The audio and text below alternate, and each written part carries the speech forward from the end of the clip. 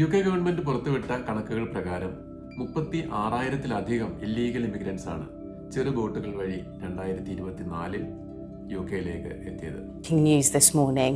The number of migrants arriving in the UK in 2024 after crossing the English Channel in small boats was up by a quarter on the previous year. This is according to figures just published this morning. Well, Sky's Sadia Chowdhury is with me. Breaking news this, Sadia, but what do we know? So as you say, these numbers just released. The Home Office updates figures on a routine basis. What we do know is that the latest figures are up until the December 29th.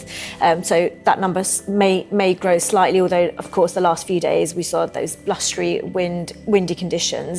The last crossings, as I say, took place on December 29th. 291 people made the journey from France in 6 boats. That's nearly 50 per boat, and that is already an indication of just how this is changing, because there was a time when we used to go to the shore and we see these boats and like 12 or 15 people used to arrive per boat, and we've seen these boats ourselves. We've been there and we've seen that they're not fit for purpose, and yet we're seeing now 50, 48, 60 people being crammed onto boats all the time.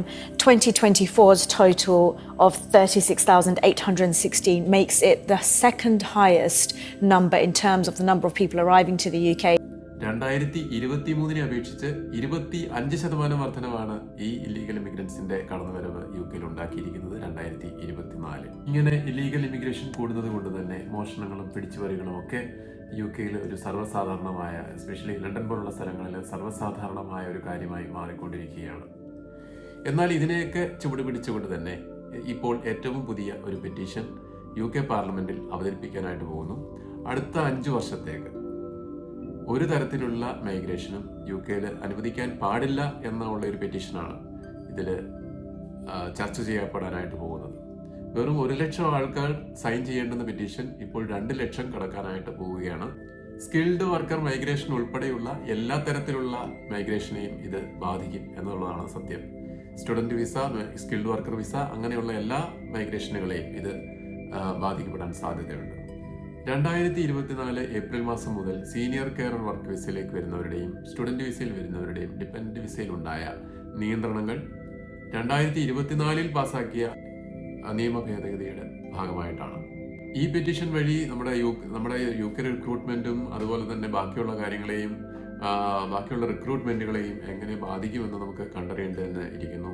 അതുപോലെ തന്നെ NHSന്റെ overseas recruitment ഏകദേശം ഒക്കെ നിർത്തിയ പോലെയാണ് ഇപ്പോൾ കാണിക്കുന്നത്.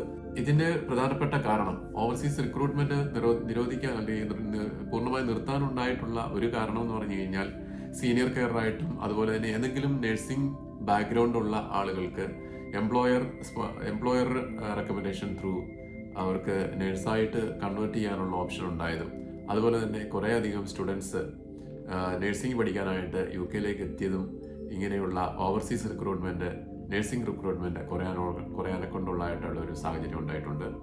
എന്നാൽ ചില സ്പെഷ്യാലിറ്റികളിൽ മെന്റൽ ഹെൽത്ത് പോലെയുള്ള ചില ഏരിയകളിൽ ഇപ്പോഴും റിക്രൂട്ട്മെന്റുകൾ നടക്കുന്നുണ്ട്. എന്നാൽ പൂർണ്ണമായി റിക്രൂട്ട്മെന്റുകൾ നിർത്തിയെന്ന് പറയാനായിട്ട് സാധിക്കത്തില്ല. ചില ഏരിയകളിൽ ഇപ്പോഴും റിക്രൂട്ട്മെന്റുകൾ നടക്കുന്നുണ്ട്.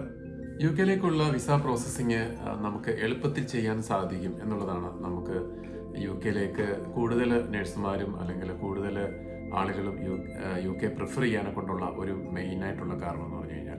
പിന്നെ രണ്ടാമത്തെ കാര്യം, നമുക്ക് നഴ്സുമാരുടെയൊക്കെ കാര്യം പറഞ്ഞ് നോക്കിക്കഴിഞ്ഞാൽ നമുക്ക് ഫ്രീ ആയിട്ട് എളുപ്പത്തിൽ എത്താൻ കഴിയുന്ന ഒരു 2-3 മാസം കൊണ്ടൊക്കെ നമുക്ക് പെട്ടെന്ന് പ്രോസസ്സിങ് ചെയ്യാൻ കഴിയും എന്നുള്ളതാണ് റിക്രൂട്ട്മെന്റുകളുടെ ഒരു പ്രത്യേകത എന്ന് പറയുന്നത്. അതുകൊണ്ട് തന്നെയാണ് കൂടുതൽ ആളുകളും യുകെ പ്രിഫർ ചെയ്യുന്നത്.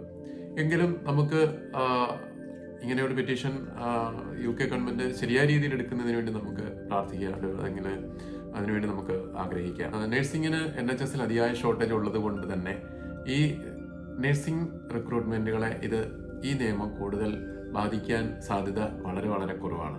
അതുകൊണ്ട് ഇപ്പോൾ OET എഴുതി പാസ്സായി നിൽക്കുന്ന അല്ലെങ്കിൽ OET കഴിഞ്ഞ് നിൽക്കുന്ന ആളുകൾക്ക് എന്തായാലും ഉറപ്പായിട്ടും ഒരു നിരാശയുടെ ആവശ്യം ഉണ്ടാകേണ്ട ആവശ്യമില്ല. എത്രയും പെട്ടെന്ന് തന്നെ റിക്രൂട്ട്മെന്റുകൾ പുനഃസ്ഥാപിക്കാൻ നമുക്ക് പ്രാർത്ഥിക്കാം. നമ്മളെപ്പോലെയുള്ള സാധാരണക്കാരെ ഈ നിയമം ഒരിക്കലും ബാധിക്കാതെ ഇരിക്കട്ടെ നമുക്ക് ആശിക്കാം. അപ്പോൾ മറ്റൊരു വീഡിയോയുമായി വീണ്ടും കാണുന്നവരെ ഗുഡ് ബൈ.